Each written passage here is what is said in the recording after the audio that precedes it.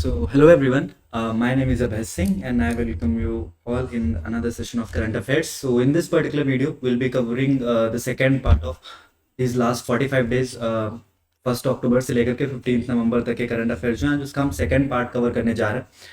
So, let's start with this particular video without wasting a single minute. We'll start with this particular video session.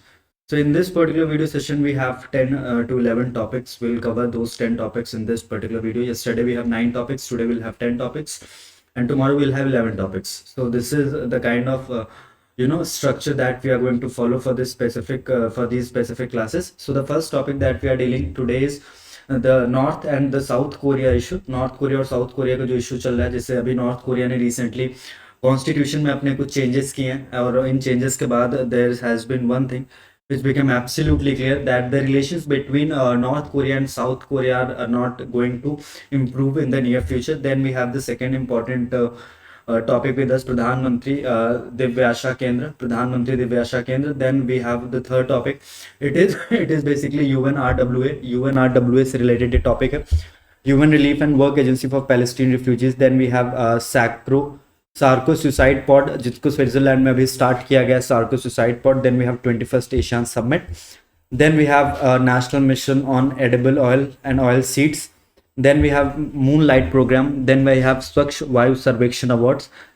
Topic number 8 is Swachh Vayu Sarvekshan Award. Then we have topic number 9, ISRO's mission LUPEX. Then topic number 10 for today's session will be World Energy Outlook 2024. So these are the 10 topics that we will be covering in this specific video.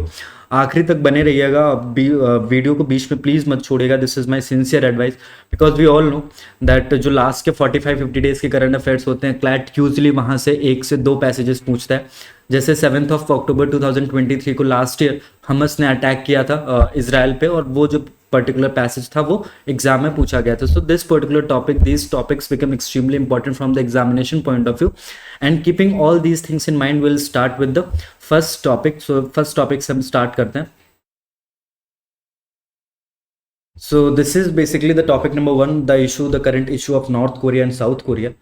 So North Korea revised constitution officially designates South Korea as a hostile state for the first time. So this happened for the first time when the state of North Korea has designated South Korea as a hostile state, and for this specific change North Korea ने अपने constitution में भी अब change कर दिया है. Now this particular amendment or this particular change has made sure कि जो अभी तक का टारगेट था कि नॉर्थ कोरिया और साउथ कोरिया के बीच में जो चीज़ें हैं वो एमिकेबल तरीके से या पीसफुल तरीके से रिजॉल्व हो सके, उसके होने की बेसिकली चांसेस बहुत ज़्यादा कम हो गए हैं.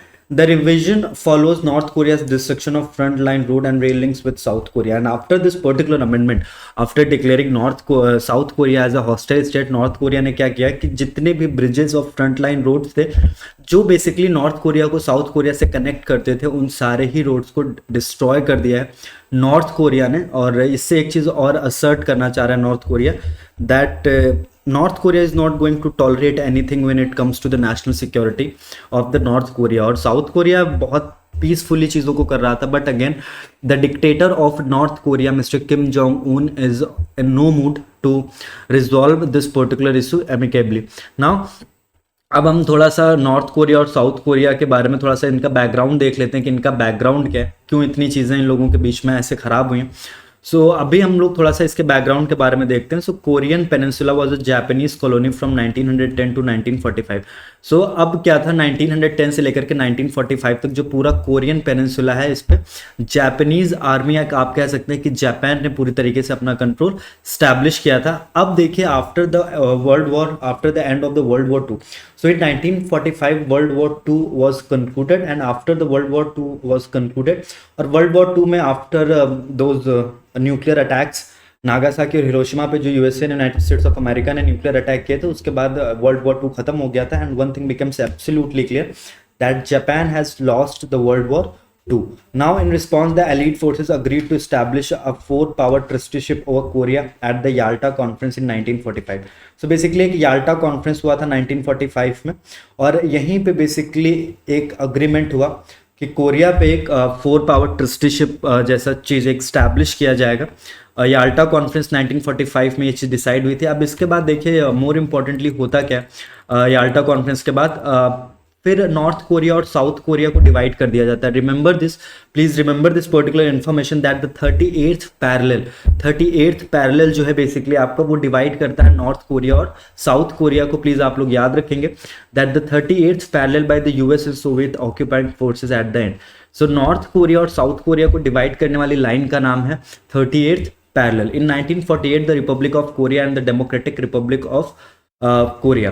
So Republic of Korea is South Korea and the Democratic Republic of Korea is basically North Korea. So 1948 में नॉर्थ कोरिया और साउथ कोरिया का एस्टैब्लिशमेंट हुआ। अब 1950 के बाद से बेसिकली क्या हुआ कि फिर टेंशन स्टार्ट हो गया। और टेंशन क्यों स्टार्ट हुआ? बिकॉज 1950 में नॉर्थ कोरिया जो है वो 38th पैरेलल को क्रॉस करके साउथ कोरिया पे अटैक करता है और इसके बाद बेसिकली एक 3 ईयर कॉन्फ्लिक्ट स्टार्ट होता है 1950 में, जब नॉर्थ कोरिया बेसिकली क्या करता है 38th पैरेलल को क्रॉस करके 1950 में 38th पैरेलल को क्रॉस करके 1950 में साउथ कोरिया में अटैक करने के बाद एक 3 ईयर कॉन्फ्लिक्ट स्टार्ट हो जाता है।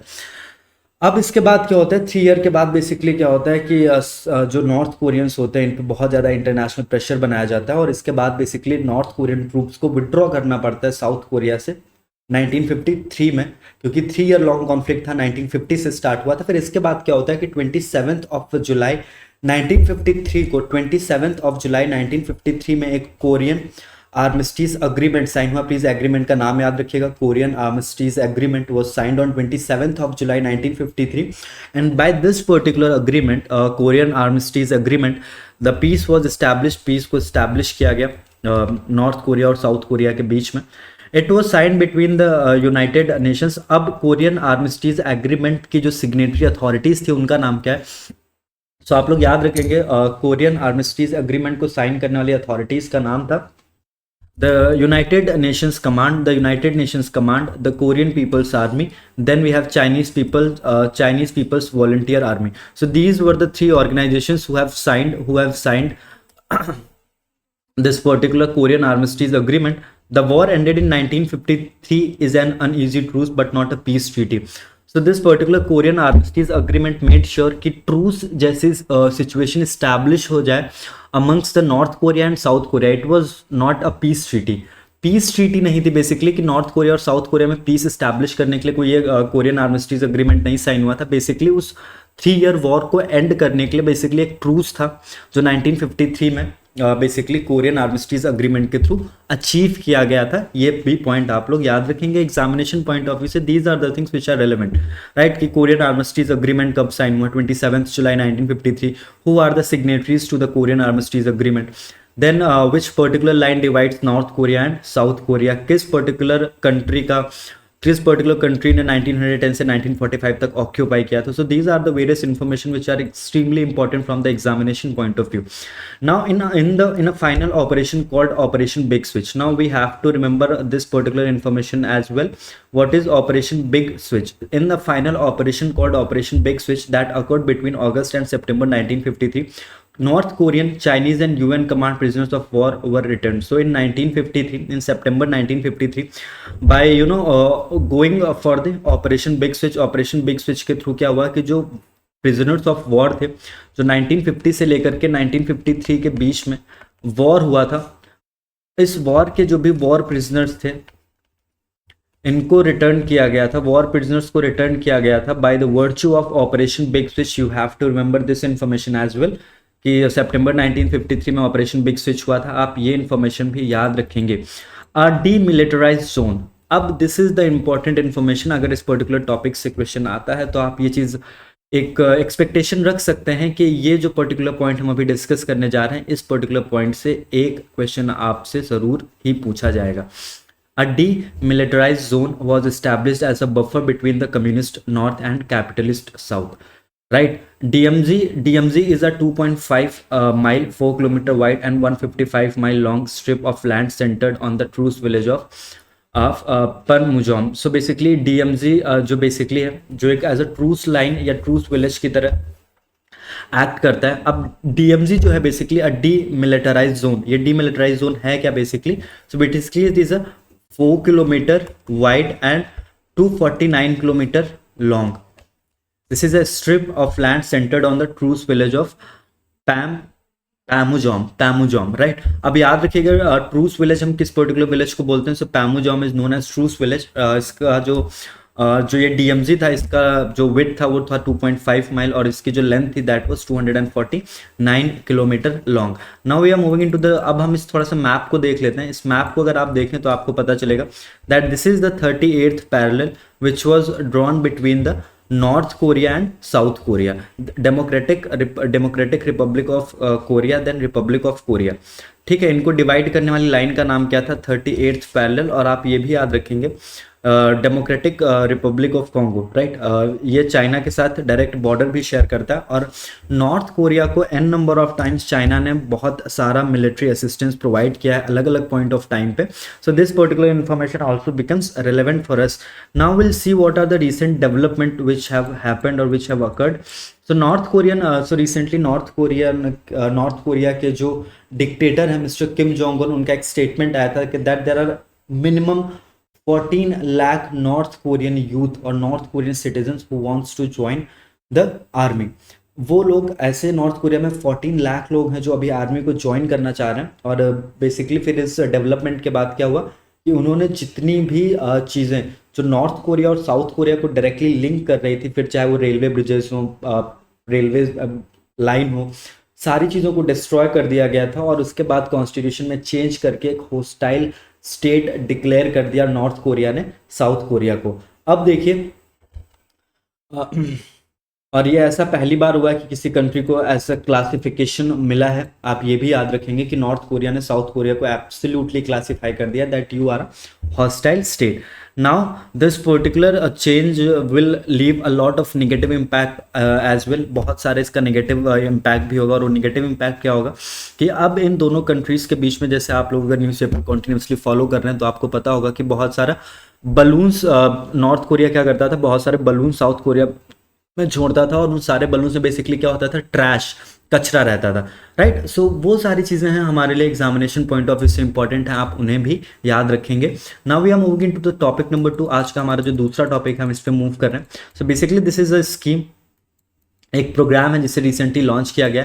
प्रोग्राम का नाम है प्रधानमंत्री दिव्य आशा केंद्र, प्रधानमंत्री दिव्य आशा केंद्र PMDK।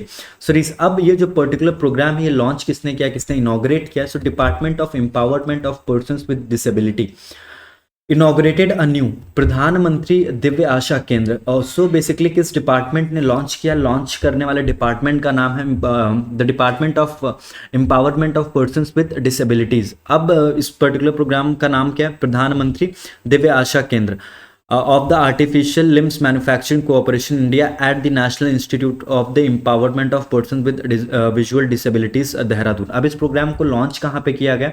प्रोग्राम को लॉन्च किया गया है national institute for the empowerment of persons with visual disabilities Dehradun में।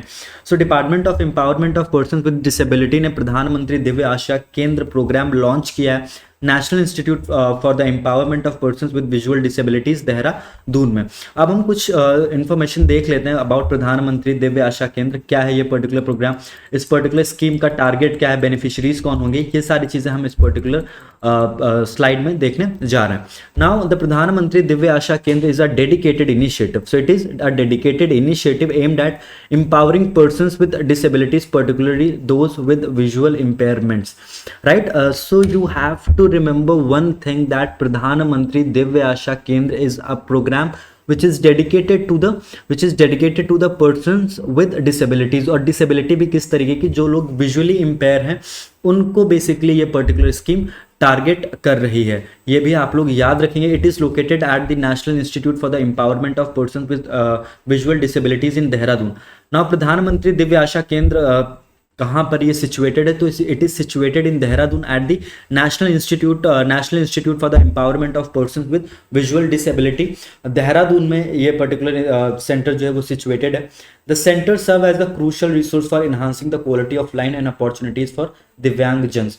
So this center will make sure कि जो बहुत सारे तरीके की फैसिलिटीज़ हैं वो प्रोवाइड की जाए इन दिव्यांगजन्स को, ताकि वो एक नॉर्मल लाइफस्टाइल अपनी लीड कर सकें, नॉर्मल लाइफस्टाइल अपनी सस्टेन कर सकें, सर्वाइव कर सकें। अब फैसिलिटीज़ और इंफ्रास्ट्रक्चर कैसे और किस तरीके का फैसिलिटीज़ और इंफ्रास्ट्रक्चर डेवलप किया जाएगा उसके बारे में भी थोड़ी बहुत चीज़ें हम लोग देख लेते हैं। So prosthetics and orthotics lab, a specialized lab that provides tailored assistive device to enhance mobility and functionality for users, right? So a prosthetic and orthotics lab will be established, and these labs will make sure कि जो भी लोग हैं, जो दिव्यांग जन हैं, उनको इस तरीके का टेक्नोलॉजी है, उनको इस तरीके की असिस्टिव सर्विसेज प्रोवाइड की जा सकें कि उनका जो normal day to day life है उसको वो लोग ईजिली लीड कर सके. Audiology room, facilities for auditory assessment and interventions to support individuals with combined visual and hearing disabilities.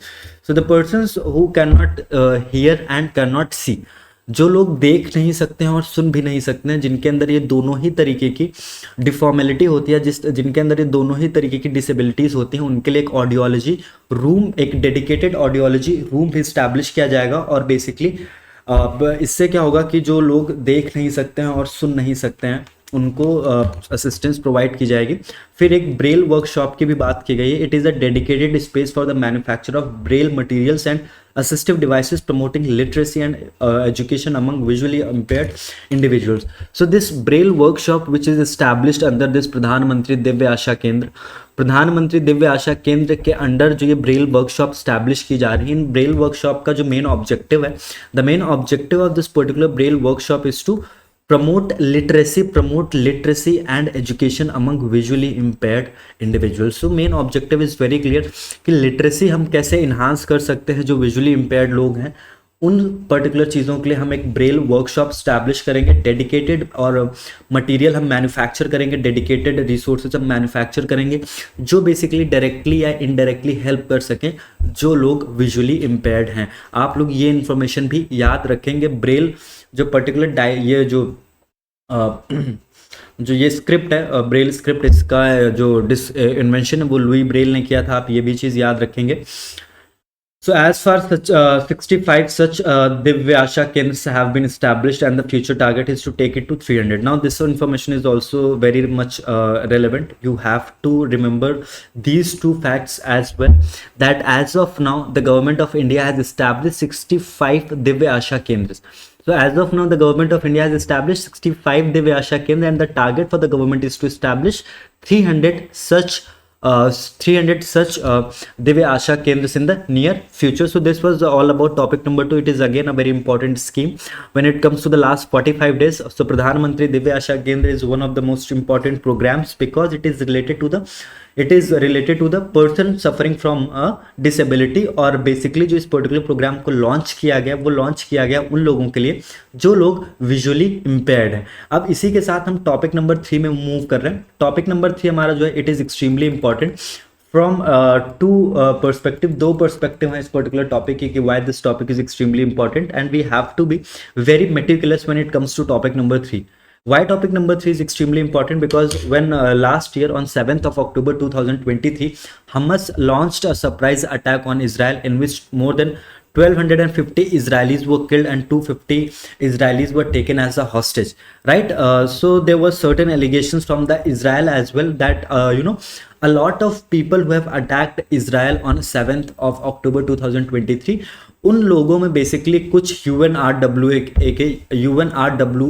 के जो वॉलंटियर्स होते हैं वो भी शामिल थे, जो बेसिकली हमस के मिलिटेंट्स में बेसिकली वो भी थे जिन लोगों ने 7 अक्टूबर को अटैक किया था. तो बेसिकली ये बहुत सीरियस एलिगेशंस था और इस एलिगेशन को UNRWA ने पूरा सीरियसली कंसीडर किया. और फिर इसके बाद 9 लोग ऐसे होते हैं जिनका लिंक स्टैब्लिश होता है, जो UNRWA के वॉलंटियर्स रहते हैं उनका डायरेक्ट लिंक स्टैब्लिश होता है 7th of October 2023 में जो अटैक हुए थे. अब UNRWA को बैन करने के लिए इजरायली पार्लियामेंट ने 2 बिल्स अभी पास किए हैं. इस पर्टिकुलर रीजन की वजह से UNRWA becomes extremely important, right? Now let's understand the basics of this particular topic, then we'll move to the next important topic. We have 10 topics in total, so we'll cover each and every topic. And if you're watching this particular video, then do like this particular video, because again it took a lot of effort to curate all this content, right? So Israel's parliament passed 2 bills. याद रखेंगे 2 bill pass किए हैं Israeli parliament ने to ban the UN Relief and Work Agency for Palestinian refugees from operating in Israel and Palestinian territories, right? So these 2 bills will make sure, जो 2 bill pass किए हैं Israeli parliament ने basically ये दोनों bills ये make sure करेंगे कि UNRWA ना तो इसराइल में ना तो पैलेस्टीनियन टेरिटरीज में ऑपरेट कर सके. This will clearly stop UNRWA from operating in the territories of Israel and Palestine. The Knesset designated UNRWA as a terrorist organization, cutting all ties with the agency. So Knesset ने क्या किया कि एक terrorist organisation भी declare कर दिया UNRWA को, and which is absolutely fine because the volunteers of UNRWA were directly involved in the और डायरेक्टली इन्वॉल्व ऑन जो अटैक हुआ था 7 अक्टूबर 2023 को इसराइल पे. इस वजह से नेसेट ने क्या किया, एक टेररिस्ट ऑर्गेनाइजेशन डिक्लेयर कर दिया. आप लोग मुझे कमेंट सेक्शन में प्लीज बताएंगे what is a Knesset, KNESSET, what is this particular thing which we are discussing about Knesset. Please comment section में आप लोग को बताना. Then will move. These legislative move signifies Israel effort to diminish UNRWA's role and influence in the region. Right, अब UNRWA का influence क्यों Israel चाहता है कि यूएनआरडब्ल्यूए का जो इन्फ्लुएंस है वो इतना ज़्यादा इस टेरिटरी में ना रहे. Reasons are very simple. We all know that United States of America is supporting Israel. इस वॉर में जो अभी चल रहा है इसमें United States of America is clearly supporting Israel, और यूनाइटेड नेशंस की एक डेडिकेटेड एजेंसी है यूएनआरडब्ल्यूए. अब लेबनान में कई बार ऐसा हुआ है कि जब लेबनान में हिजबुल्लाह के अगेंस्ट काउंटर स्ट्राइक अटैक चल रहे हैं तो इसमें यूएनआरडब्ल्यूए के बहुत सारे वॉलंटियर्स जो हैं वो इंजर्ड हो जा रहे हैं. तो इस वजह से अब यूएन में बहुत सारा कंट्रीब्यूशन करता है, फाइनेंशियल असिस्टेंस प्रोवाइड करता है यूनाइटेड स्टेट्स ऑफ अमेरिका. तो यूनाइटेड स्टेट्स ऑफ अमेरिका और यूएन दोनों ही एंटिटीज और ऑर्गेनाइजेशंस या स्टेट्स की रिस्पेक्ट करते हुए बेसिकली इजराइल ये चाह रहा है कि यूएनआरडब्ल्यूए का जो रोल है वो पूरी तरीके से ख़त्म किया जा सके, ताकि यूएन और यूनाइटेड स्टेट्स ऑफ अमेरिका की जो सिंपैथी मिल रही है वो अनब्रिडल्ड सिंपैथी इजराइल को मिल सके, ताकि वो इस पर्टिकुलर वॉर को पूरी तरीके से फाइट कर सके और हम्मस, हिजबुल्लाह और हाउदीस को पूरी तरीके से एलिमिनेट कर सके. सिर्फ इसीलिए ये एक मेन पॉइंट है जो आपको मतलब याद रखना है, या आप डॉट्स कनेक्ट करने के लिए इसे याद रख सकते हैं. अगेन बस इतना याद रखना है आपको कि क्यों ऐसा हुआ है, यूएनआरडब्ल्यूए का रोल क्यों डिमिनिश करना चाह रहा है. 30 अक्टूबर 2024 को इजरायली पार्लियामेंट ने दोनों बिल्स अप्रूव किए थे यूएनआरडब्ल्यूए को बैन करने के लिए, ताकि यूएनआरडब्ल्यूए ऑपरेट ना कर सके पैलेस्टीनियन और इजरायली टेरिटरीज में. 30 अक्टूबर 2024 को ये बिल पास हुए थे. The ban is set to take effect in 90 days, which will lead to the closure of UNRWA's premise in the occupied Palestinian territories, including the West Bank, East Jerusalem and Gaza. So अब 30 अक्टूबर 2024 को Israeli parliaments ने दोनों bills को approve कर दिया, and after 90 days these bills will come into effect. और 90 दिन बाद क्या होगा कि 30 अक्टूबर 2024 से 90 डेज के बाद ये जो बिल्स हैं वो इफेक्ट में आ जाएंगे. फिर इसके बाद क्या होगा कि यूएनआरडब्ल्यूए ऑपरेट करना बंद कर देगा. कहाँ पे? Palestinian territories including West Bank में ऑपरेट करना बंद कर देगा, ईस्ट जेरूसलम और Gaza. These are the territories जहां पर यूएनआरडब्ल्यूए को अपने ऑपरेशन से स्टॉप करने होंगे आफ्टर द 90 days. जब ये पे बेसिकली जो बैन इम्पोज किया गया है यूएनआरडब्ल्यूए पे, ये जब इफेक्ट में आ जाएगा तो इसके बाद बेसिकली क्या होगा कि यूएनआरडब्ल्यूए फंक्शन करना बंद कर देगा. अब देखिए जो दो लॉज पास किए गए हैं, पहला लॉ पास हुआ है 92:10 की मेजॉरिटी से, और जो पहला बिल है इसका मेन ऑब्जेक्टिव क्या है? The first law passed with the vote of 92:10 and prohibits UNRWA from conducting any activities और providing services within the Israeli territory. So the first law which is passed by the Israeli parliament has made sure कि UNRWA किसी भी तरीके की और activity ना तो किसी तरीके की सर्विसेज प्रोवाइड कर सके with in the Israeli territory. और जो सेकेंड लेजिस्लेशन पास हुआ है, उस लेजिस्लेशन के थ्रू इजरायली पार्लियामेंट ने एक चीज़ मेक श्योर की कि यूएनआरडब्ल्यूए को एक टेररिस्ट ऑर्गेनाइजेशन डिक्लेयर कर दिया जाए. So the second legislation which declares UNRWA a terror organisation pass with a vote of 87:9 and prohibits Israeli officials from any contact with the agency. Right, so this is also very important. The objective of first bill was to stop UNRWA from functioning in the territory of Israel, and the objective of second legislation is to declare UNRWA as a terrorist organization and also prohibiting any Israeli official in getting with the prohibiting Israeli officials from establishing contact with the officials of the UNRWA. तो these are the two bills, अलग अलग objectives हैं। आप ये भी याद रखेंगे कि पहले बिल का ऑब्जेक्टिव क्या था, सेकंड बिल का ऑब्जेक्टिव क्या था।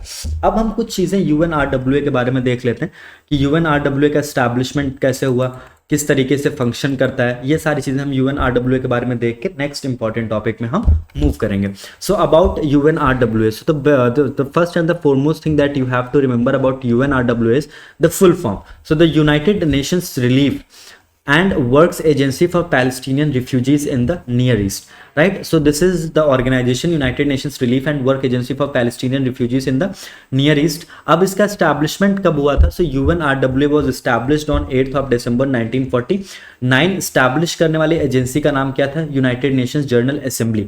So United Nations General Assembly established UNRWA on 8th of December 1949, and the main objective with which UNRWA was established is to assist Palestinian displaced during the Arab-Israeli wars after the establishment of Israel in 1948. So this was the main objective कि after the modern state of Israel was established in 1948, इसके बाद बहुत बड़ा conflict एक start हुआ था अरब countries और Israel के बीच में।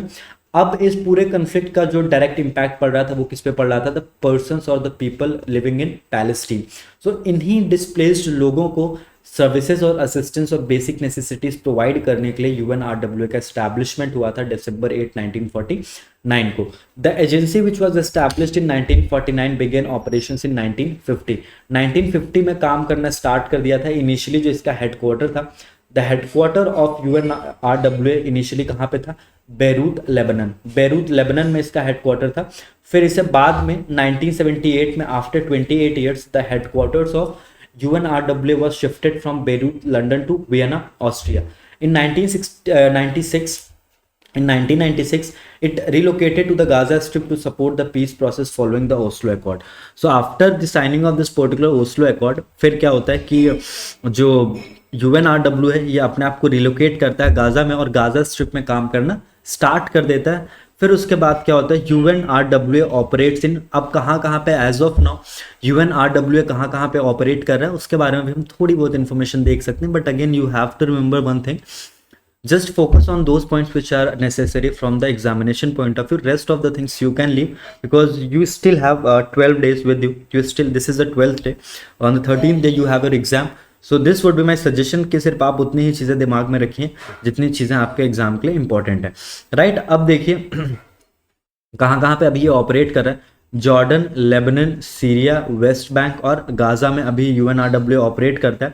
और बेसिकली UNRWA असिस्ट करता है 6 मिलियन रजिस्टर्ड पैलेस्टीनियन रिफ्यूजीज को। सो बेसिकली UNRWA असिस्ट करता है कितने लोगों को? 60 लाख रजिस्टर्ड पैलेस्टीनियन रिफ्यूजीज हैं जिनको असिस्ट करता है UNRWA। आप ये भी याद रखेंगे। अब UNRWA के पास जो फंड्स है, ये फंड्स कहाँ से आते हैं? सो फंड्स आप लोग याद रखेंगे, UNRWA is funded by voluntary contributions from the member government. So basically जो भी member governments है वो contribute करती हैं towards the functioning, towards the proper functioning of UNRWA. You have to remember this information as well. Its mandate is renewed every 3 years by the General Assembly with the latest renewal occurring in 2022. Again, this is just a passing information. आप इसे याद रखेंगे। On October 30th, 2024. So this is 24. On 30th October 2024, the Israeli Knesset voted to designate UNRWA as a terrorist organization. We have already seen this. There is no point to discuss it again.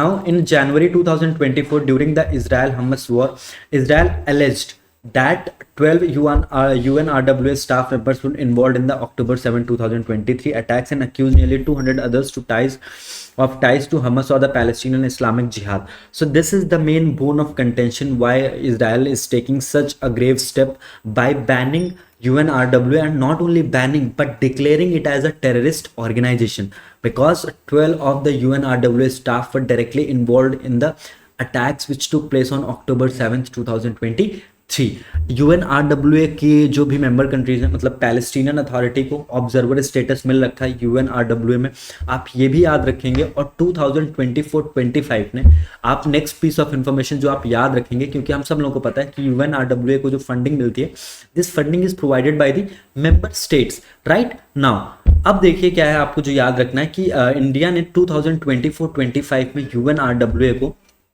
2.5 million dollar provide किए हैं. This is the second instalment because India का commitment था या India का जो annual contribution था for the year 2024-25 that was $5 million.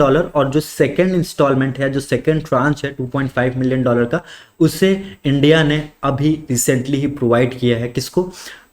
UNRWA को. ये सारी चीज़ें आप लोग याद रखेंगे. This was all about this particular topic. I hope this was all about this particular topic. Now we are moving into the next important topic, topic number 4, Sarko suicide pad.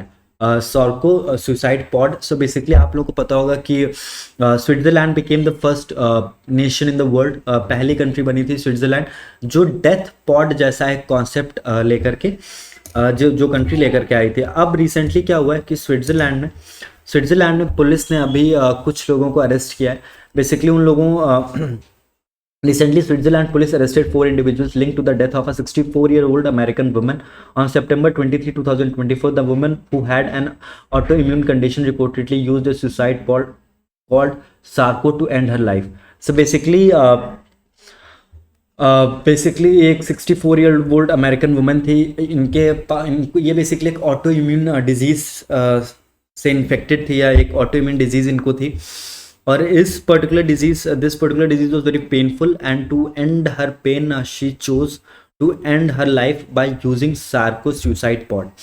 अब वहाँ पे जो स्विट्जरलैंड में police है उसको ये लग रहा है कि it was not a death which occurred because of a suicide pod. ये एक मर्डर था. राइट. अब बस आपको ये मर्डर वाला एंगल नहीं याद रखना है, बस आपको ये याद रखना है that the woman was American. Switzerland में सार्को सुसाइड पॉड आए हैं और बस आपको इतना याद रखना है. पहला Switzerland became the first country जो सुसाइड पॉड जैसा कॉन्सेप्ट लेकर के आए. पॉड का नाम क्या है? Sarco suicide pod. और यूथनेशिया. अब बेसिकली जो आप यूथनेशिया का मतलब क्या होता है? सो यूथनेशिया में बेसिकली क्या होता है कि आप किसी इंसान को या उसकी बॉडी में किसी तरीके के ड्रग को इंजेक्ट करते हैं और उसको मार देते हैं. तो दिस इज यूथनेशिया. राइट. अब देखिए जो यूथनेशिया होता है ये दो तरीके का होता है. One is known as active euthanasia and another one is known as passive euthanasia. Active euthanasia में क्या होता है जिसको वॉलंटरी यूथनेशिया भी बोलते हैं, जहाँ पे पेशेंट का कंसेंट लिया जाता है, डायरेक्टली पेशेंट से पूछा जाता है या पेशेंट अपना कंसेंट खुद से देता है कि that I am suffering from a lot of pain, so I want this pain to and.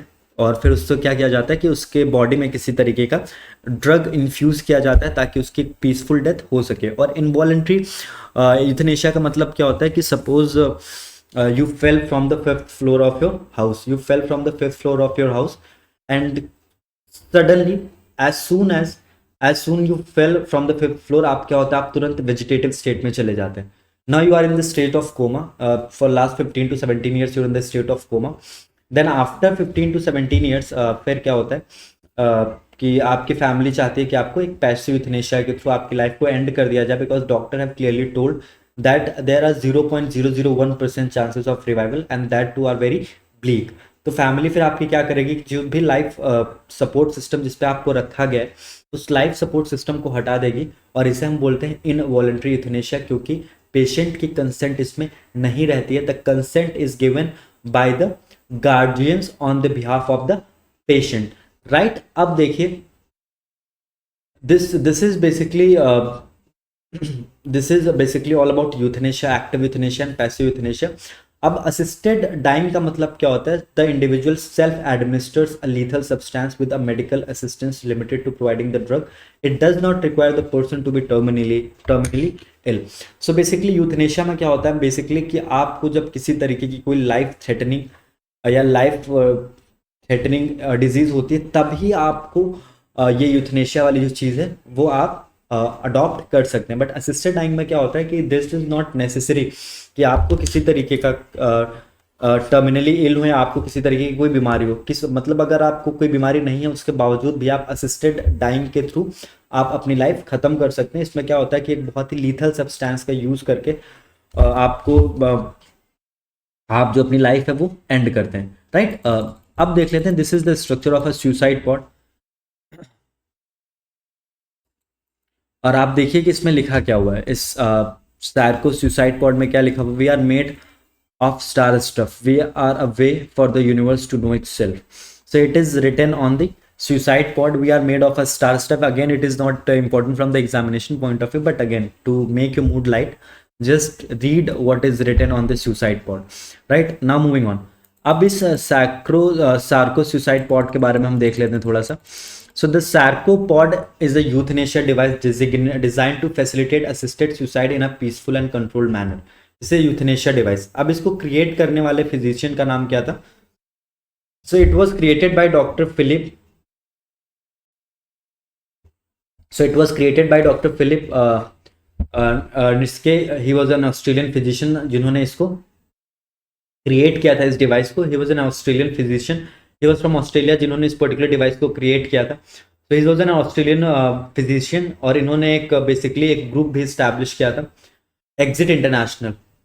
Exit international basically एक प्रो यूथनेशिया ग्रुप था जो बेसिकली असिस्टेड मेडिकल किलिंग को या असिस्टेड मेडिकल डाइंग को एकदम सही मानता था. इसी के ये जो ग्रुप था एग्जिट इंटरनेशनल, इसके जो फाउंडर थे miss doctor Philip Nitschke, Australian physician, इन्होंने ही सार्को सुसाइड पॉड को इन्वेंट किया है. Right. The Sarco pod aligns with the concept of death with dignity, although its legal status varies depending on the country और region. Right. अब देखिए कि हर एक कंट्री अलाउ नहीं करती है कि आप असिस्टेड टेक्नोलॉजीज का यूज़ करके अपनी लाइफ को एंड कर सके. There are very few countries in the world which allow such things. तो जो भी कंट्रीज हैं जो बेसिकली अलाउ करती हैं वहाँ पर आप अपनी आप या अपनी जो जान है उसको ख़त्म कर सकते हैं. अपनी जो लाइफ है उसे आप एंड कर सकते हैं by taking the help of this suicide this Sarco suicide pod. अभी सिर्फ ये स्विट्जरलैंड में है. The pod is design to be transportable, allowing individuals to end their lives autonomously and in a dignified manner without needing medical assistance.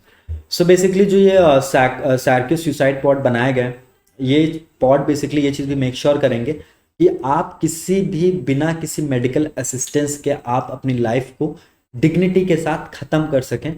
ये चीज़ make sure करेंगे ये Sarco pod. Now moving on. It is a 3D printed capsule shaped pot that can be activated by the users from the inside. Right. Mechanism. अब देखिए कि इस पे क्या mechanism रहता है, किस तरीके से ये काम करता है, पूरी जो चीज़ है ये किस तरीके से काम करती है, तो इसके बारे में थोड़ा सा देख लेते हैं. So the device works by filling the pot with nitrogen. याद रखिएगा नाइट्रोजन का यूज़ किया जाता है इन पॉट्स में. और अभी यूनाइटेड स्टेट्स ऑफ अमेरिका के एक स्टेट में भी नाइट्रोजन का यूज़ करके एक इंसान को डेथ सेंटेंस दिया गया है. तो याद रखिएगा कि नाइट्रोजन का जो इनफ्लो है वो इंक्रीज़ कर दिया जाता है पॉड में. फिर उससे क्या होता है कि ऑक्सीजन का जो लेवल होता है वो ऑटोमेटिकली बहुत कम हो जाता है. फिर इससे क्या होता है हाइपोक्सिया. अब हाइपोक्सिया बेसिकली क्या होता है, लैक ऑफ ऑक्सीजन. राइट. अब जैसे जब कोई आदमी सुसाइड करता है फांसी लगाने के बाद, तो उसको भी हाइपोक्सिया होता है. हाइपोक्सिया मतलब कि उसके बॉडी को इनफ ऑक्सीजन नहीं मिल पाता, उसके ब्रेन को इनफ ऑक्सीजन नहीं मिल पाता. जब आप डूब रहे होते हैं तो किसी इंसान की अगर डूबने से मौत होती है उसको भी हाइपोक्सिया ही होता है. आप जब किसी का गला दबा के कोई किसी इंसान का मर्डर करता है तो वो भी हाइपोक्सिया होता है. Hypoxia is a basically phenomenon जहाँ पे आपकी ऑक्सीजन की कमी की वजह से आपकी डेथ होती है. A central aspect of the sarcopod is that the individual can activate the process independently, making it a self-administered method of euthanasia. So this is one of the features of this particular suicide pod, that it is auto. You can start the process of killing yourself on your own. You don't need any kind of medical assistance, and it is designed to be mobile. आप इसे आसानी से एक जगह से दूसरी जगह पे मूव कर सकते हैं. There is no hard and fast rule की जहाँ पे स्टैब्लिश किया गया. आप आराम से एक जगह से दूसरी जगह पे इसको ट्रांसपोर्ट कर सकते हैं because these are mobile in nature. The Sarco part has sparked a considerable debate worldwide with questions about the ethical implications of euthanasia, the legal status of such devices and concerns about the misuse. Right. So these are the various negatives of this particular suicide pod कि लोग इतना क्यों इसके against में, क्यों नहीं चाह रहे हैं कि ये सुसाइड पॉड एग्जिस्टेंस में है, बिकॉज नोबडी नोज कि किस तरीके से इसका मिसयूज होगा. और अभी इसकी लीगैलिटी पे भी कि ये डिवाइस किस हद तक लीगल है इस बात को लेकर के भी कोई क्लैरिटी नहीं है. So this was all about this particular suicide pod. अब हम आ जाते हैं 21st एशियन समिट पे. 21st एशियन समिट के बारे में हम कुछ चीज़ें डिस्कस कर लेते हैं. So recently the prime minister of India Narendra Modi participated in the 21st ASEAN India summit in Vietnam, लाओ, PDR. सो वियतनामी लाओ पीडीआर में जो ये सबमिट हुआ है उसको अटेंड किया था, ये 21st एशियान इंडिया सबमिट था और किसने अटेंड किया? नरेंद्र मोदी ने। अब हम एशियान के बारे में कुछ इंपॉर्टेंट चीज़ें देख लेते हैं कि what is this particular organisation और particular group which is known as ASEAN. So ASEAN is an intergovernmental grouping. So this is an intergovernmental grouping. The main objective is to promote political and economic cooperation. So the main objective of ASEAN is to promote political and economic cooperation, and also not only political and economic cooperation but also to establish regional stability, to promote regional stability among its members and other countries in Asia. So this is the main objective of ASEAN. It was established in 1967. So ASEAN was established in the 1967 in Bangkok, which by signing or with the Bangkok Declaration coming in force, right? अब याद रखिएगा कि Bangkok में एक Bangkok declaration को adopt करने के बाद ही एशियान जैसी ऑर्गेनाइजेशन एग्जिस्टेंस में आई थी। इनिशियली 5 मेंबर्स थे, इंडोनेशिया, मलेशिया, फिलीपींस, सिंगापुर और Thailand, and as of now it has total 10 members. इसका जो हेडक्वार्टर है, एशियान का हेडक्वार्टर है, वो कहाँ पे लोकेटेड है? The headquarter of ASEAN is located in Jakarta, Indonesia. Jakarta, Indonesia में हेडक्वार्टर इसका लोकेटेड है। 1967 में it came into effect by the virtue of Bangkok declaration. Initially there were 5 members, Indonesia, Malaysia, Philippines, Singapore and Thailand, right? Now moving on. अब जो ये ASEAN submit होता है, ये एनुअली ये मीटिंग होती है और जो इसका प्रेसिडेंसी है ये मूव करता रहता है। ASEAN Coordinating Council oversees the implementation of ASEAN Agreement and Decision. So ACC, ASEAN Coordinating Council. This so the main task of the main objective of ASEAN Coordinating Council is to implement the agreement and policies and the decisions of the ASEAN.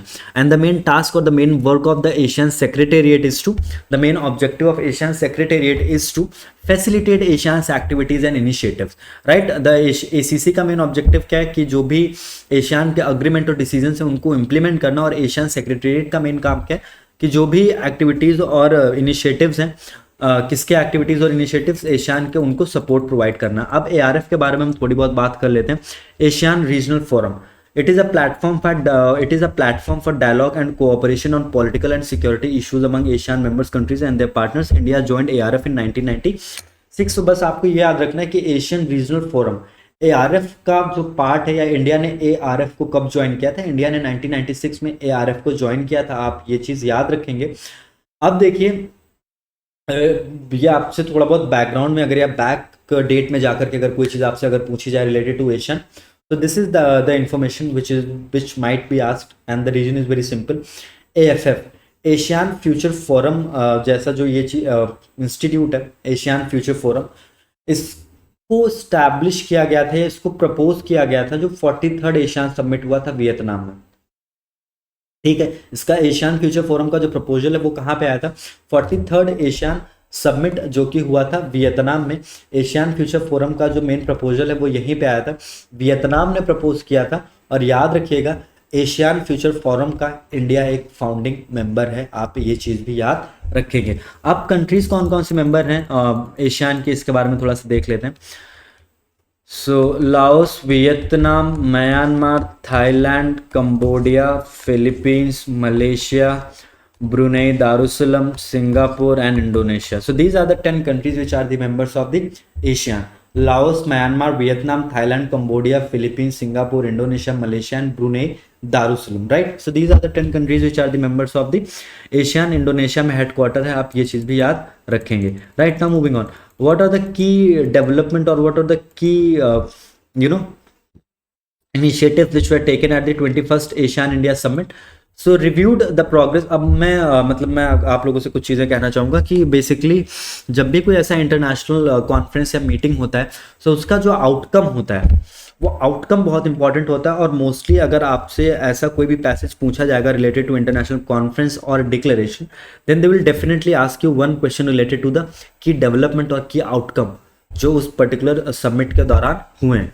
So reviewed the progress of the ASEAN India comprehensive strategic partnership and charted the future directions of cooperation. Leaders agreed to create a new ASEAN India plan of action. So new ASEAN India plan of action का जो running period है वो कितना होगा? 2026 से लेकर के 2030 तक आप लोग याद रखेंगे। और इस एशियन इंडिया समिट में एक 10 point announced a 10 point plan aligning with summit theme enhancing connectivity resilience. अब इस पर्टिकुलर सबमिट का जो ये 21st एशियन इंडिया सबमिट हुआ, इसका थीम क्या था? So the theme was enhancing connectivity resilience, this was the theme. आप इसे भी याद रखेंगे और इसी को बेसिकली, और एक 10 पॉइंट प्लान भी एक लॉन्च किया गया है, और ये जो 10 पॉइंट प्लान है, this is similar to the enhancing connectivity resilience जो थी, जो 21st एशियन इंडिया समिट का थीम था, उसी से रिलेटेड है ये 10 पॉइंट प्लान। आप ये भी याद रखेंगे, joint statement on strengthening Asian India comprehensive strategic partnership, accelerate review of ASEAN India trade in goods agreement to enhance trade, simplified processes and cooperation। so AITIGA को AITIGA को का जो रिव्यू है, उस रिव्यू को प्रोसेस को थोड़ा सा एक्सेलरेट किया गया, ताकि इंडिया जो एशियान कंट्रीज़ की मेंबर हैं, जो एशियान की मेंबर कंट्रीज़ हैं, उनके साथ ट्रेड वगैरह को और ज़्यादा इन्हांस कर सके, प्रोसेसेस को सिंप्लीफाई करके कोऑपरेशन इंक्रीज कर सके। साइबर सिक्योरिटी से रिलेटेड क्या क्या बातें हुई? तो to enhance cyber security cooperation for the digital economy and welcome the first ASEAN India track 1 cyber policy dialogue, right. So first ASEAN India track 1 cyber policy dialogue basically cyber security को enhance करने के लिए, cyber security को आप ये भी चीज़ याद रखेंगे। अब हम मूव कर रहे हैं टॉपिक नंबर 6 पे, national mission on edible oils. So the Union Cabinet approved the National Mission on Edible Oils, oil seeds for a 7-year period। याद रखिएगा, national mission on edible oils का जो रनिंग पीरियड है that is from 2024-25 to 2030-31। इसका running period है 2024 से लेकर के 2031 तक, याद रखेंगे। अब देखिए 2030 से 31 तक का हमारा इस मिशन को हमें कंप्लीट करना है। सो हम लोगों ने क्या क्या चीज़ें मतलब क्या क्या टारगेट सेट किए हैं 2031 तक के लिए एडिबल ऑयल्स के लिए। So increase primary oil seed production to 69.7 million tons. So basically oil seed का प्रोडक्शन कितना करना है? 69.7 मिलियन टन्स बाय 2030 टू 31। और एज ऑफ नाउ अभी कितना हम प्रोड्यूस कर रहे हैं? सो 22-23 में ऑयल सीड्स का प्रोडक्शन कितना था इंडिया में? 39 मिलियन टन्स 2022-23 में, राइट। 2022-23 में, तो 2023 में 39 मिलियन टन्स था, इसको बढ़ा करके 2030-31 तक हमें 69.7 मिलियन टन्स कर देना है under the national mission on edible oils. Now the next important thing, the next important objective that we have to achieve, the next important objective that we have to achieve is increase the domestic edible oil production to 25.45 million tons and meet around 72% of our projected domestic requirement together with the national mission on edible oil। so basically domestic edible oil का जो production है उसको बढ़ा करके 25.45 million ton करना है, और हमारी जो भी डोमेस्टिक रिक्वायरमेंट है, हमारी कंट्री की जो भी डोमेस्टिक रिक्वायरमेंट है, इस डोमेस्टिक रिक्वायरमेंट का 72% जो हमारी डोमेस्टिक रिक्वायरमेंट है उसको हम लोग बेसिकली अपने कंट्री में ऑयल सीड्स को प्रोड्यूस करके फुलफिल करेंगे under the national mission on edible oil. OP का मतलब क्या होता है? पाम ऑयल है, oil palm. Expand oil seed cultivation by an additional 40 lakh hectares by targeting rice and potato fallow land, promoting intercropping and promoting crop diversification. So basically oil seed cultivation का जो production है इसको basically बढ़ाना, और कैसे बढ़ाना है? हम लोग 40 लाख हेक्टेयर लैंड में, जिसमें बेसिकली राइस और पोटैटो को ग्रो किया जाता है, तो राइस और पोटैटो की क्रॉप के बाद हम इन ऑयल सीड्स को भी ग्रो कर सकते हैं। इससे क्या होगा कि जो क्रॉप डाइवर्सिफाई होंगे। क्रॉप डाइवर्सिफिकेशन का मतलब क्या है? कि आप मल्टीपल क्रॉप्स को आप ग्रो कर सकते हो, और दूसरी चीज़ कि जो आपका लैंड है उसको भी प्रॉपर ब्रेक मिलता रहेगा अगर आप एक ही तरीके की लगातार क्रॉप्स उगाते रहेंगे। तो जो लैंड की फर्टिलिटी होती है वो कम हो जाती है। इस तरीके से क्या होगा कि जो ये 40 लाख हेक्टेयर्स का जो ये एडिशनल लैंड हम इंक्लूड करने वाले हैं, बेसिकली इससे क्या होगा कि इस लैंड की प्रोडक्टिविटी भी बढ़ेगी। क्यों? क्योंकि हम राइस और पोटैटो के बाद जो ये लैंड्स रहते हैं बेसिकली खाली पड़े रहते हैं, तो उसी में हम क्या करेंगे कि इन ऑयल सीड्स को कल्टिवेट करेंगे। The main focus of national mission on edible oil is to increase the production of key primary oil seed crops. So जो प्राइमरी ऑयल सीड क्रॉप्स होते हैं उनका प्रोडक्शन बढ़ाना ही मेन ऑब्जेक्टिव है national mission on edible oil का। And the crop such as rapeseed, mustard, groundnut, soyabean, sunflower and sesame, right? Sesame. So these are the few oil seed crops जिनका production enhance करने की बात की जा रही है। Now moving on, enhancing extraction efficiency from secondary sources like cotton seed, rice bran and tree borne oils। So basically कुछ secondary sources भी हैं जिनसे भी हमें क्या करना है कि ऑयल का प्रोडक्शन बढ़ाना है। अब इस स्कीम के जो कुछ की फीचर्स हैं उनके बारे में हम डिस्कस कर लेते हैं। Seed authentication, traceability and holistic inventory. तो साथ ही पोर्टल एक लॉन्च किया जा रहा है, साथ he stands for seed authentication, traceability and holistic inventory for an online 5 year rolling seed plan for timely availability of seed. तो बेसिकली जो ये पर्टिकुलर साथी प्लेटफॉर्म है, साथी पोर्टल जो गवर्नमेंट ने लॉन्च किया है, इसका मेन ऑब्जेक्टिव क्या है कि फार्मर्स को टाइमली सीड्स प्रोवाइड करना। It will enable states to establish advance types with the seed producing agencies including cooperatives, farmer producer organizations, and government or private seed corporations, right? So this particular scheme will make sure that farmers get top notch quality of these oil seeds, और basically एक advance level का type create किया जाएगा in amongst the cooperative societies, farmer producer organisations and the government, right? Development of 600 value chain clusters across 347 unique districts covering more than 10 lakh hectares annually. So हर साल 600 value chain clusters को create करना, that will be the target, और हर साल 10 lakh hectare से ज़्यादा land को कवर करना under this national mission of edible oil. ये बेसिक कुछ टारगेट्स हैं जिन्हें आपको याद रखना है। टारगेट्स क्या क्या थे वो याद रखना है, ये पॉइंट आपको याद रखना, this is the point which is important. आप ये भी इन्फॉर्मेशन याद रखेंगे साथ ही पोर्टल से रिलेटेड। अब हम मूनलाइट प्रोग्राम के बारे में थोड़ा सा डिस्कस कर लेते हैं। साइंस एंड टेक या स्पेस से रिलेटेड है ये Moonlight programme. So this is all about Moonlight programme. Recently the Europe, अब मूनलाइट प्रोग्राम को लॉन्च करने वाली एजेंसी का नाम क्या है? ESA, European space agency, has launched the Moonlight lunar communication and navigation services programme at the international astronautical congress. So international astronautical congress हुआ था अभी, वहाँ पे यूरोपियन स्पेस एजेंसी ने moonlight lunar communication and navigation services programme को launch किया। याद रखेंगे आप। अब हम कुछ फैक्ट्स देख लेते हैं which are extremely relevant about the Moonlight program. So the program will consist about 5 lunar satellites, 1 for high data rate communications and 4 for navigation that will enable precise autonomous landing, high speed communications and surface mobility. So देखिए इस programme के अंदर इस particular moonlight programme के अंदर 5 lunar satellites को develop किया जाएगा, जिसमें से एक होगा हाई डेटा रेट कम्युनिकेशंस के लिए और 4 होंगे बेसिकली नेविगेशंस के लिए, और वो नेविगेशंस के लिए बेसिकली जो प्रिसाइज ऑटोनॉमस लैंडिंग्स को प्रमोट कर सकें। याद रखिएगा 5 सैटेलाइट्स या 5 ल्यूनर सैटेलाइट्स लॉन्च किए जाएंगे मूनलाइट प्रोग्राम के अंडर। उसमें से जो पहला एक सैटेलाइट है उसका जो मेन टास्क होगा that is for high data rate communications, और जो 4 सैटेलाइट्स हैं इनका जो मेन ऑब्जेक्टिव होगा for navigation that will enable precise autonomous landing. So precise autonomous landing में ये हेल्प करेंगे।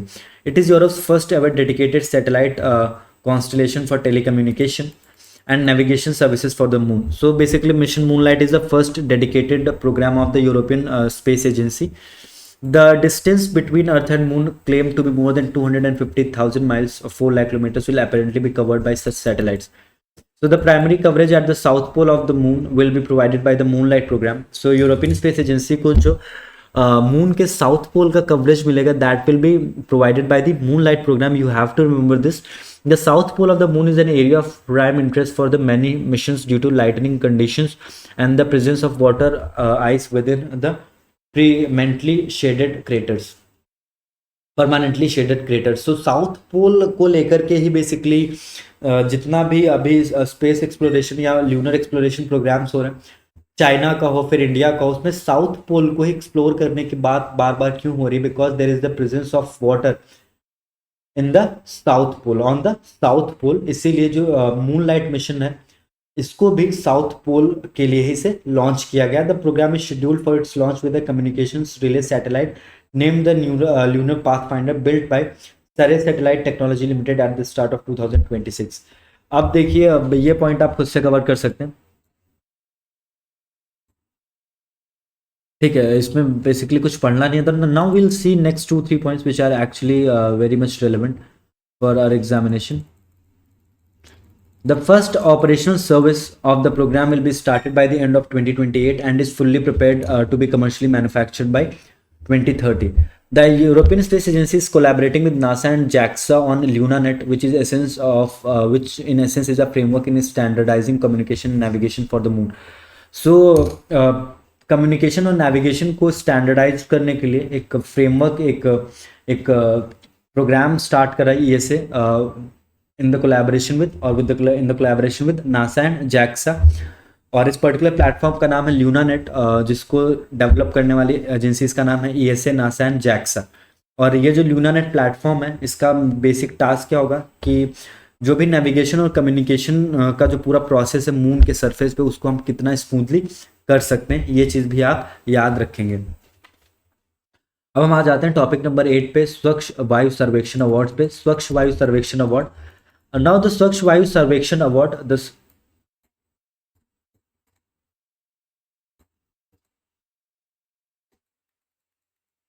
So this is a new initiative. This is a new initiative which is launched by the Ministry of Environment, Forest and Climate Change, and the name of this initiative is Swachh Vayu Sarvekshan Award. This initiative is launched by the Ministry of Environment, Forest and Climate Change under the National Clean Air Program. So these particular awards were launched under the National Clean Air Program. याद रखिएगा, to rank and recognize cities based on their effort to improve air quality. So these Swachh Vayu Sarvekshan awards are basically dedicated to those states or those cities which have given a lot of effort in improving the air quality. This particular Swachh Vayu Sarvekshan awards have been, this is a kind of initiative which is launched by the Ministry of Environment, Forest and Climate Change, and these particular awards are launched under the National Clean Air Program. आप लोग ये चीज भी याद रखेंगे. Every year the International Day of Clean Air for Blue Skies is celebrated on 7th September. So you have to remember this, that the International Day of Clean Air for Blue Sky is celebrated on 7th September. And this day is celebrated to raise awareness and facilitate actions to improve air quality. So why we celebrate International Day of Clean Air for Blue Skies? This particular day is celebrated to raise awareness and facilitate action and programs to improve the air quality. जैसे दिल्ली की अभी air quality की अगर हम बात करें, so Delhi is the most polluted city in the world. We are at rank number 1, कहीं तो जीत रहे हैं. और फिर it was declared so by the United Nations General Assembly in 2019. So basically जो हम ये international day of clean air for blue sky celebrate करते हैं, इसको हमने सेलिब्रेट करना स्टार्ट किया था 2019 से.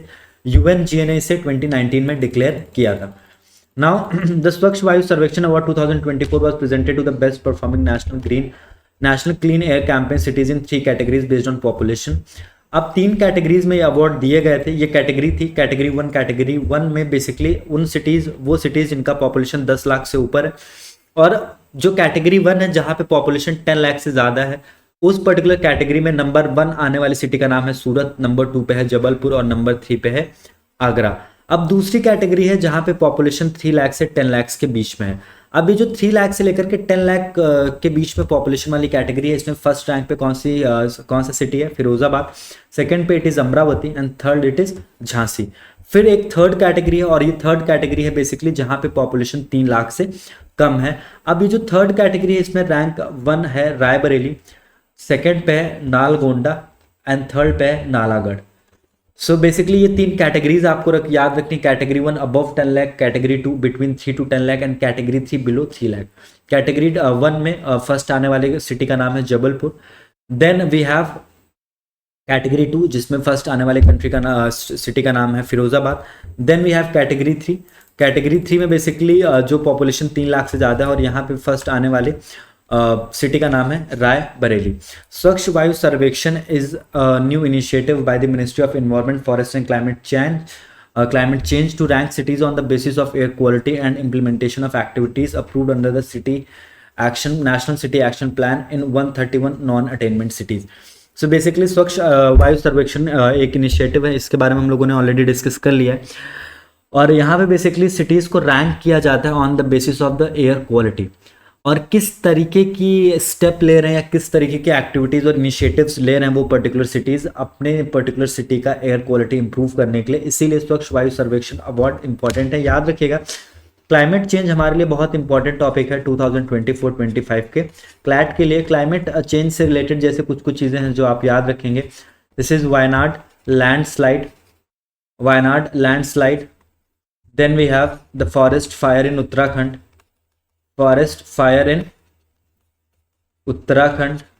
Then we have the 29th conference of parties जो सबमिट हो रहा है बाकू अजरबैजान में। So these are the things which are related to climate change and these are of extreme importance, आप इसे भी याद रखेंगे। फिर एक UNSSTN का, यूनाइटेड नेशंस UNSSTN की एक रिपोर्ट आई थी related to the sustainable development goal, ये रिपोर्ट भी आपके लिए इंपॉर्टेंट है। So I will request you and I would suggest, this is my humble suggestion, that you have to cover these topics as well, that Wayanad landslide. And when you cover this particular topic, Wayanad landslide, then while covering this particular topic, you have to cover one more topic, and that is basically X-band radar. I am giving a lot of emphasis on this particular topic, X-band radar, so you can complete this particular topic as well. और आप इसी topic के साथ साथ में national mission मौसम के बारे में भी आप थोड़ी बहुत इंफॉर्मेशन देख सकते हैं। और सिर्फ इंडिया में नहीं, क्लाइमेट चेंज के इफेक्ट आपको देखने को मिलेंगे ऑल अराउंड द वर्ल्ड। जैसे कि अभी आपने देखा होगा कि मिडिल ईस्ट में बहुत ज़्यादा बारिश होगी दुबई में, राइट। तो ये सारी चीज़ें क्यों हो रही हैं? Because of the climate change. So climate change is one important topic, you have to remember all this information as well. Now we'll move to topic number 9. This is the second last topic for the day, second last topic for the day, and we'll make sure कि ये जो video है आपका ये 70 से 75 minute से ज़्यादा का वीडियो ना बने, so that you can cover this particular video in one go, right? So we'll move to topic number 9. India का मिशन ल्यूपेक्स है। इस पर एक डेडिकेटेड वीडियो भी पड़ा हुआ है सक्सेस मंत्रा के चैनल पे, सक्सेस मंत्रा डिजिटल पे, आप वहाँ से इस वीडियो को भी एक्सेस कर सकते हैं। एक डेडिकेटेड वीडियो ही है मिशन ल्यूपेक्स पे। तो अब हम मूव करें नेक्स्ट टॉपिक पे मूव करें ISRO's mission LUPEX. So Indian national space commission INSC, India's National Space Commission NSC has officially approved the lunar polar exploration mission, right? So National Space Commission NSC ने approve कर दिया है lunar polar exploration mission LUPEX को approve कर दिया है, और ये कंट्री का 5th ल्यूनर मिशन होगा, आप याद रखेंगे। This is going to be the 5th lunar mission of country, जिसका नाम है LUPEX, lunar polar exploration mission. Chandrayaan 1, 2, 3 already launch हो चुके हैं। चंद्रयान 1 अनसक्सेसफुल रहा था, चंद्रयान 2 भी अनसक्सेसफुल रहा था। चंद्रयान 1 जिस पर्टिकुलर पॉइंट पे क्रैश किया था, द नेम इज जवाहर स्थल। चंद्रयान 2 जहाँ पे क्रैश किया था, दैट इज नोन एज तिरंगा पॉइंट। और चंद्रयान 3 जहाँ पे सक्सेसफुली साउथ पोल पे जहाँ पे लैंड किया था, उसका नाम था शिव शक्ति पॉइंट। चंद्रयान 4 का लॉन्च होना है 2026 में, शेड्यूल्ड लॉन्च 2026 में। इसके बाद जो 5th मिशन होगा वो होगा बेसिकली 5th ल्यूनर मिशन, जिसका नाम है ल्यूपेक्स, और नेशनल स्पेस कमीशन ने इसको अप्रूव भी कर दिया। Now LUPEX is not solely built by India.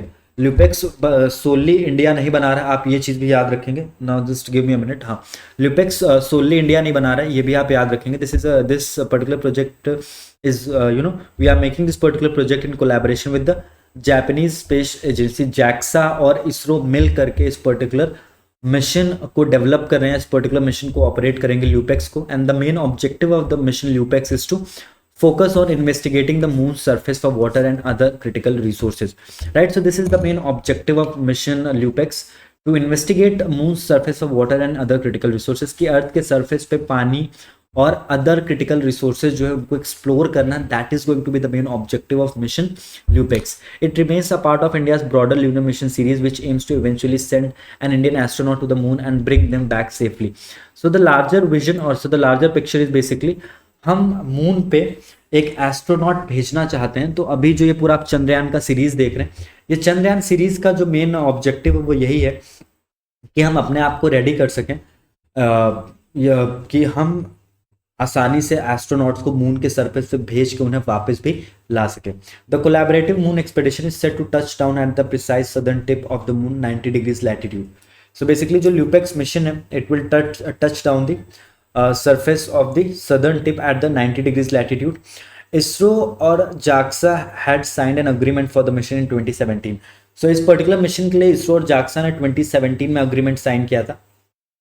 However, progress on the LUPEX mission was delayed after India's Chandrayaan 2 was unable to successfully demonstrate a soft landing on the lunar surface, right? So why we have to delay this particular mission? Because Chandrayaan 2 का जो crash landing हुआ था, हमने already अभी discuss किया, तिरंगा point हम बोलते हैं उस पर्टिकुलर पॉइंट को जहाँ पे चंद्रयान 2 क्रैश किया था, राइट? सो चंद्रयान 2 जहाँ पे क्रैश किया था, और उस क्रैश की वजह से क्या हुआ था कि इस मिशन को थोड़ा सा डिले हो गया था। क्यों? क्योंकि हम सॉफ्ट लैंडिंग कर नहीं पाए थे साउथ पोल पे। फिर 23 अगस्त 2023 को इंडिया चंद्रयान 3 को लैंड करवा देता है शिव शक्ति पॉइंट पे। इसके बाद फिर से बातचीत स्टार्ट हो गई थी ल्यूपेक्स मिशन को मतलब फिर से स्टार्ट करने की, क्योंकि अब now ISRO knows ki how to do the soft landing on the South Pole. ISRO has completed re-engineering the spacecraft, which called for the development of a new lander engine. Now, the LUPEX project is designed to explore the moon in search of water and other valuable resources. We have already discussed it. The mission intends to gather knowledge about the moon's surface by conducting drilling and insight experiments. So how we are going to gather more and more information? So this is a lunar exploration mission. So what are the things that we'll do? हम बहुत सारा drilling करने वाले हैं, insight experiments करने वाले हैं moon के सरफेस पे. इसके अलावा additionally it focuses on developing vital technologies for rovers and landers to operate effectively in the moon's harsh environment. The second important objective is to हम इस तरीके की टेक्नोलॉजीज को डेवलप कर सकें कि मून का जो हार्श इन्वायरमेंट है उनको बेसिकली सर्वाइव करके मशीन्स जो है वो आसानी से जो ल्यूनर एक्सप्लोरेशन मिशन है उनको कंप्लीट कर सकें. The LUPEX project is currently scheduled for launch in 2025. अभी इसका जो शेड्यूल लॉन्च है that is for the year 2025. The LUPEX mission is expected to operate for up to 100 days. 100 days तक ये ऑपरेट करेगा. ये भी आप लोग याद रखेंगे. Scheduled launch date is 2025. The LUPEX project is a joint international effort where Japan Space Agency is building the lunar rover and अब याद रखेंगे JAXA और इसरो मिल करके बना रहा है. JAXA बना रहा है रोवर और इसरो बना रहा है लैंडर. ये चीज भी आप याद रखेंगे LUPEX मिशन में कि JAXA will make the rover and ISRO will make the lander. The LUPEX project is a joint international effort. We have already seen. JAXA will build the rover, which is expected to weigh around 350 kilogram. So JAXA will make the lander. Lander का weight कितना होगा? It's the weight of the lander will be around the rover. The JAXA rover बना रहा है. rover का weight कितना होगा? 350 kilograms. Now, lander is basically made by ISRO. ISRO बना रहा है lander को. And this is lunar polar exploration, right. अब हम लोग वर्ल्ड एनर्जी आउटलुक रिपोर्ट के बारे में कुछ चीज़ें डिस्कस कर लेते हैं. This is the last topic for the day. And this is the second part of this particular series. Total 4 parts हैं. This is the second part and as of now we have completed 19 topics. Tomorrow will complete 11 topics. So by the end of this particular series, ये जो 4 part की आपकी series है, you will cover anything between 42 to 45 topics. तो last 45 days के dedicated 40 topics हैं. अच्छे से रिवाइज करिएगा. होपफुली चीज़ें यहीं से आएंगे because when it comes to current affairs everybody is hopeful. So I am no different from everybody, right? So I'm also very hopeful. Our main task, our main aim is to give more and more effort. बाकी जो चीज़ें होंगी we'll see क्या होता है. तो आप अपने आप को डिमोटिवेट करने की ज़रूरत नहीं है. Pump yourself. You have done a lot of revision. You have done a lot of things. So just feel a bit more confident and things will go the way you want them to go. Just work hard for it, right? Now World Energy Outlook 2024, this is an annual report. इसको publish करने वाली agency का नाम क्या है? International energy agency, IEA, international energy agency. इसके बारे में हम लोग स्पेसिफिकली क्लास में बहुत सारा कंटेंट ऑलरेडी कवर कर चुके हैं. This is going to be my sincere advice. आप वापस से जाकर के इसे रिवाइज कर लीजिएगा. It is the most authoritative global sources of energy analysis and projections. So this particular report, the World Energy Outlook, is a comprehensive report जो basically future projections और energy requirements को लेकर के data release करता है. Now projections based on the current policy setting indicate that the world is entering a new energy context marked by persistent geopolitical hedges but also an abundance of various fuels and technologies. So this is the first observation of this particular report. कि बहुत सारे sources अब available हैं energy को produce करने के लिए. This includes the surface of oil and liquefied nitrogen natural gas expected in the second half of 2020 along this. The report finds that low emission energy sources are set to generate more than half of the world's electricity by the 2030. So basically जो लो emission ऐसे sources जिनसे carbon बहुत कम emit होता है ऐसे sources से 2030 तक जो पूरे वर्ल्ड का डिमांड है 50% से ज़्यादा एनर्जी इन्हीं लो एमिशन सोर्सेज से प्रोड्यूस की जाएगी 2030 तक। और 2030 में जा करके ऑयल और गैस की डिमांड पीक करेगी। आप लोग ये भी याद रखिएगा, 2030 इज द ईयर जब तक हमें सस्टेनेबल डेवलपमेंट गोल्स को अचीव करना है। और आयरनी ये है कि 2030 तक ही जा करके ऑयल और गैस का जो डिमांड है वो पीक पे पहुंचेगा। Meanwhile demand for coal oil and gas is expected to be, we have already covered this point. Global electricity demand growth is projected to accelerate further. Electricity demand और ज़्यादा बढ़ने वाली है आने वाले टाइम में। आप लोग ये भी एक चीज़ याद रखेंगे, एडिंग द इक्विवेलेंट। अब इंडिया से रिलेटेड क्या क्या चीज़ें हैं ये भी चीज़ थोड़ा सा हम देख लेते हैं। India is poised to face the higher increase in energy demand than any other country over the next decade. So this is the most important observation that was made in this global energy outlook report कि India में जो demand होने वाली है वो बहुत ज़्यादा energy की डिमांड होने वाली है because of its size and the scale of rising demand from all sectors and we are also the one of the fastest growing economy in the world. तो to do manufacturing we need a lot of electricity, right.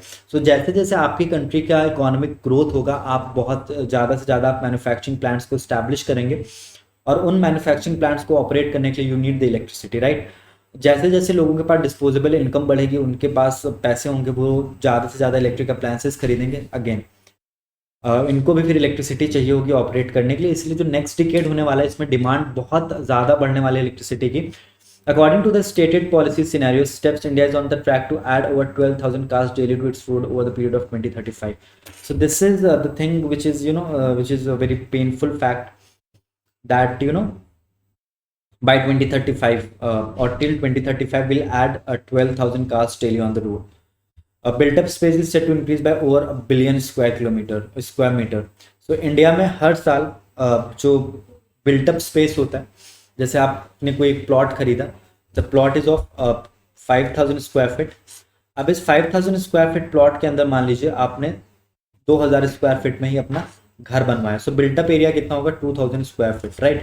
सो इसी तरीके से India हर साल 1 billion square metre built up area add करेगा and by 2035 iron and steel production are on a track to grow by 70%।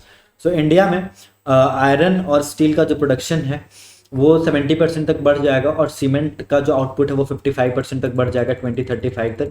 ये information भी आप याद रखेंगे। The stock of air conditioners is projected to grow by over 4.5 times resulting in electricity demand from air. So basically 2035 तक जो air conditioners, अभी जितने India में एयर कंडीशनर्स हैं इससे 4.5 गुना ज़्यादा एयर कंडीशनर्स हो जाएंगे 2035 तक। और इन एयर कंडीशनर्स को ऑपरेट करने के लिए उतने ही इलेक्ट्रिसिटी की ज़रूरत होगी जितनी मैक्सिको की टोटल डिमांड है एक साल की। The total energy demand in India is set to increase nearly 35% बाय 2035। सो 2035 तक जो हमारा एनर्जी डिमांड है ये 35% तक बढ़ जाएगा and electricity generation capacity nearly triple to 1400 gigawatt और इलेक्ट्रिसिटी जनरेशन कैपेसिटी भी 1400 गीगावाट बढ़ जाएगी। Coal is set to retain a strong position in the energy mix in India. और कोल का भी दो हमको फॉसिल फ्यूल बेस्ड सोर्सेज से non fossil fuel based sources में मूव करना है। But again the point that we have to understand कि इंडिया के लिए it is very tough and for the similar reason हम अगले एक डिकेड में एनर्जी प्रोडक्शन में कोल का बहुत बढ़ चढ़ के इस्तेमाल करने वाला है। With the country projected to add about 60 gigawatts of new coal-fired power capacity by 2030 और हमारा टारगेट भी है कि हम 2030 तक 60 गीगावाट के जो नए कोल फायर्ड स्टेशन होते हैं उनको स्टैब्लिश करेंगे। और कोल बेस्ड इलेक्ट्रिसिटी जनरेशन जो है इसमें भी इंक्रीमेंट होगा 2035 तक 15% इंक्रीमेंट हो जाएगा कोल बेस्ड इलेक्ट्रिसिटी जनरेशन में। Coal provided 40% of the energy used in industries like steel, cement and manufacturing in 2023. By 2035, coal used in industry expected to grow by 50%. So basically जो steel, cement और manufacturing sector में अभी जो coal का contribution है वो 40% है, ये 2035 तक बढ़ के 50% हो जाएगा। ये चीज़ भी याद रखनी है आप लोगों को। So with this we have completed this particular session as well. So I hope आप लोगों ने इस particular session को last तक देखा होगा। And I wish you all the very best. Exam में 13 दिन बचे हैं, you can do a lot of things अगर आप चीज़ें कर रहे हैं। सो हार नहीं माननी है, आखिरी तक लगे रहना है, गिव एवरीथिंग, जो भी आपके पास जो आप इस एग्ज़ाम को ऑफर कर सकते हैं, offer everything. And things will go the way you want them. बस आपको कॉन्टिन्यूसली एफर्ट्स मारते रहना है, because at the end of the day efforts to matter, efforts to count. और क्या पता आपने आज जो सेशन में चीज़ें अटेंड की इसमें से आपको एक पैसेज मिल जाए। With this kind of hope will wrap up today session. I wish you all the very best. चीज़ों को अच्छे से करिएगा और अगेन सेल्फ डाउट नहीं करना है, ठीक है। चलिए फिर ध्यान रखिए, ख्याल रखिए, और अगर वीडियो पसंद आया तो you know the drill, give it a thumbs up. Thank you so much.